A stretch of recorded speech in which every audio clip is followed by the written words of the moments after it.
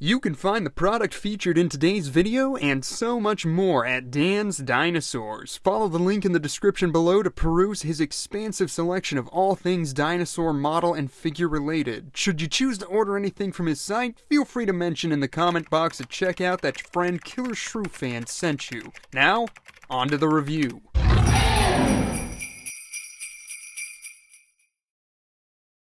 Hello everyone and welcome once again to Killershrewfan's 12 Days of Reviews. And today's the day where I'll be getting around to my annual Eofauna review. When you look at companies like Safari, Collecta, and especially PNSO, their business plan seems to be throw a lot at you and see what sticks. Don't get me wrong, I always look forward to seeing what all of them have in store for us, and some of it gets me really excited, but some of it I can take or leave. But when it comes to Eofauna's releases, I don't think there's been a single dinosaur that hasn't been a standout in some way. Last year's Triceratops duo were interesting given the dynamic posing that you could achieve with the two together. The Atlasaurus is still one of the best dinosaurs in my collection, and even the Giganotosaurus set a new standard when it came to sculpting subtle theropod integument. So yes, I've greatly appreciated every one of their dinosaur offerings for one reason or another.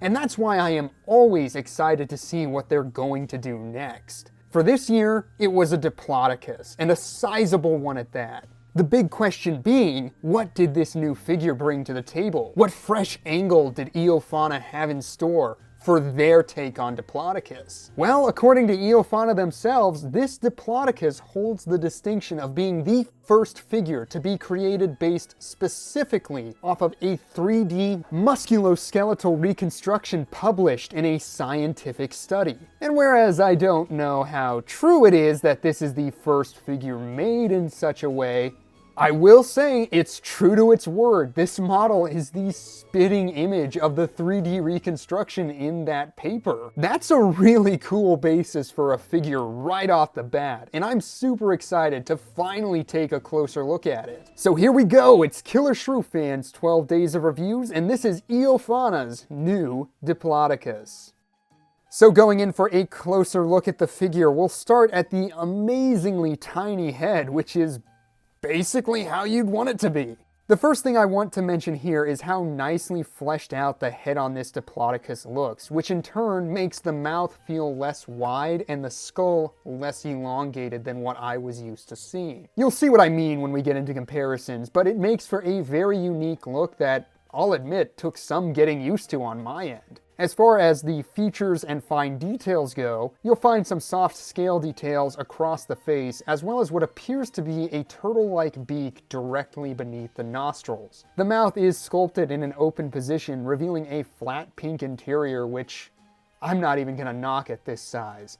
And finally, the eyes are picked out in a dull orange with a black pupil. Moving down onto the impressive neck, you can see all of the areas of pulling tendons and flexing muscle tones have been adorned in leathery striations that run between more subtle scale details. You have also got a row of spines that begin just past the back of the head and vary in size as you move down the length of the animal, reaching their apex just above the pelvis where the vertebrae are at their longest. I will admit, something else that took some getting used to on this figure was the overall girth of the neck and how consistent that felt even as you approach the trunk. This makes it look quite lanky, especially when compared to other recent Diplodocus and sauropod figures, almost resembling something you'd expect to see from the earlier days of shrink-wrapped reconstructions. Of course, the paper in question posits that limited fat may have been a necessity for sauropods already supporting such a great weight, and those working on the paper, not to mention Eofauna themselves, know more about dinosaurs than I ever will, so I will take them at their word on this reconstruction of the neck. The midsection sports great wrinkles at the base of the neck and above the pectorals, as well as circling the limbs around that low-hanging gut. I like how there's the suggestion of more bunched up skin on the right side where the front and back limb are braced against the swell of the torso, while the opposite has more stretched lines of skin as the leg and arm pull away from the body. The scale detail is perhaps most clearly noticeable here on the gut and appears to vary in size and shape, which is what you would expect to see from the known skin impressions of Diplodocus. You have also got some osteoderms sprinkled above the shoulders there, a feature that will continue all the way down the length of that impressive tail.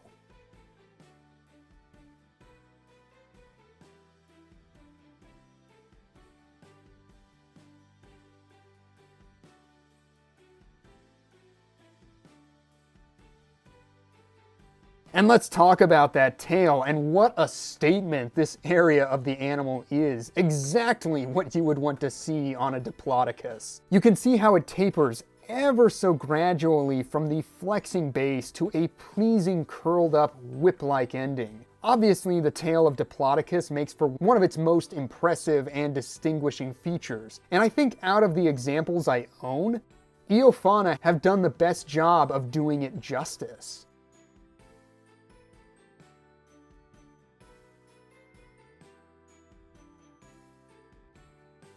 The legs of the figure, like the neck, feel quite long and lean. I do like all of the various skin folds forming with the lift and bracing of the feet, and you can see that they feature the correct shapes and number of claws. 1 thumb claw on the U-shaped front feet, and 3 claws curling outwards on the back.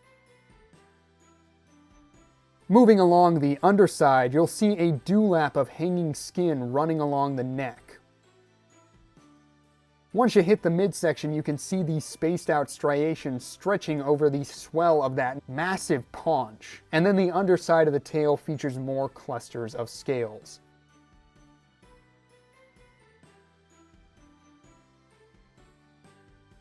The pose is simple and familiar. The figure is captured in an ambling posture with the neck held horizontal and slightly turned to the left. Although I'm sure we all recognize the more horizontal neck position from our childhood, as I understand it, this position as the default in Diplodocus and other sauropods has been challenged in recent years in favor of a more vertical positioning. That isn't to say Diplodocus never held its neck in a horizontal position. I imagine it would have held its neck any way it could in order to maximize feeding, and I'm sure a figure of this length with a neck held more vertically would make shipping even more of a nightmare. So I'm perfectly content with this low-slung posture. If anything, it helps to emphasize the impressive length of this beast. Then we get to the paint job, which with Eofauna is always a bit of a crapshoot. Sometimes it's perfect, and other times it's As for this Diplodocus, it's somewhere in between. The base tones of mustard yellow transitioning to a light brown flank and tail are nice enough, and I do really like the modeling of darker brown spotting across the belly and legs. That's a great splash of visual interest. Little details like the mix of color on the spines and face are also nice, but the random lines of cream on the neck and brown on the tail do feel distinctly painted on. And not in a good way. More like a kid got a hold of the figure and decided it needed some extra markings, so they drew them on with a marker. Both of these additions are subtle enough to not be a total eyesore at a distance, but it does detract somewhat from the totality of the color scheme for me. As a result, this paint job falls just short of the gold standard Atlasaurus. It's pretty good by Eofauna standards, just not great.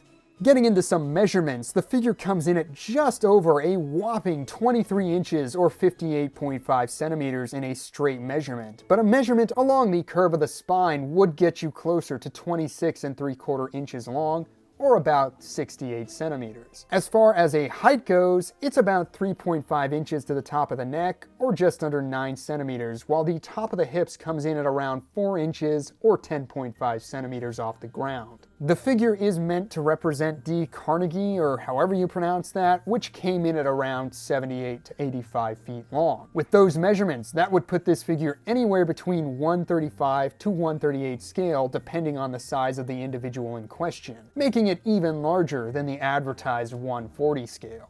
For size comparisons, let's start by bringing in some other Diplodocus figures. First up we have Safari Ltd's recent Diplodocus, and this perfectly illustrates the whole disparity in skull shape, neck posture, and girth that I mentioned earlier in the review. I'm sure both reconstructions will have their fans for one reason or another, but I'm always glad to welcome different interpretations from different companies. Next up we have the old Carnegie offering, and these two are actually pretty similar in terms of their length, but as you can see, the Carnegie figure is quite a bit larger in terms of height and overall mass. And again, you can see the differences in the overall head shape on display here.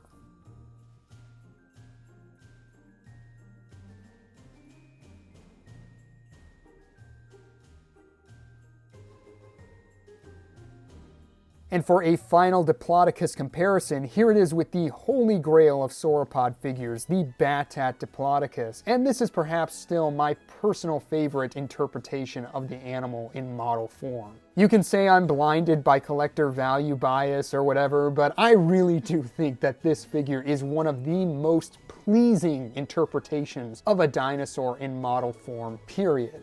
Now for some Eofauna comparisons. First up we have the other sauropod they produced, and the one I keep singing praises for. It's the Atlasaurus, another high watermark for me when it comes to sauropod figures. This is still easily the best dinosaur Eofauna has done in my eyes, and as nice as this Diplodocus is, I think the sculpt and paint on that Atlasaurus are just next level. And then we have last year's Triceratops duo, both the cryptic and dominant variant. Cool figures, especially when paired together, but you can see that they also suffer from some gaudy paint decisions. And finally, we have the Giganotosaurus. This is perhaps the most maligned dinosaur from Eofauna up to this point, but I've come to appreciate it more and more as the years have gone by. And there's a nice group shot of all of Eofauna's dinosaurs, and I think it's safe to say that they haven't had a total miss yet. All of these are strong offerings from a company that definitely puts quality over quantity. Here's hoping their upcoming T-Rex is just as nice, and if early sculpts are anything to go by, it's gonna be another winner. And why not? Let's bring in some contemporaries. Gotta have an Allosaurus. This is of course PNSO's Paul. Then, who's that coming onto the review space? Why, it's none other than 1/35 scale Shrek, coming to give you an idea of how a 78-foot sauropod compares to your average ogre. Alright, that's enough out of you. Back to your swamp you go. And that was Eofauna's Diplodocus. Overall, it's so great to have another sizable sauropod for the shelves, let alone one with such artistic merit and great attention to the latest scientific reconstructions. I mean, literally, it's based off of that 3D render. I don't think you could get any closer to a scientific reconstruction than that. It may not have stolen the crown as my favorite Eofauna figure or even Diplodocus figure, and I'll be interested to see how it stacks up to Rebor's upcoming offering, but it is still one that I dig and do recommend from Eofauna's growing catalog. As always though, I want to know what you guys think of this figure. Do you own it yet? Are you planning on picking it up? What has been your favorite Eofauna figure? Which Diplodocus model is your favorite and why? Drop a comment down below, and thank you once again for tuning in to today's video. I hope you enjoyed it, and I hope to see you all again tomorrow when we look at a figure with a rather irritating backstory.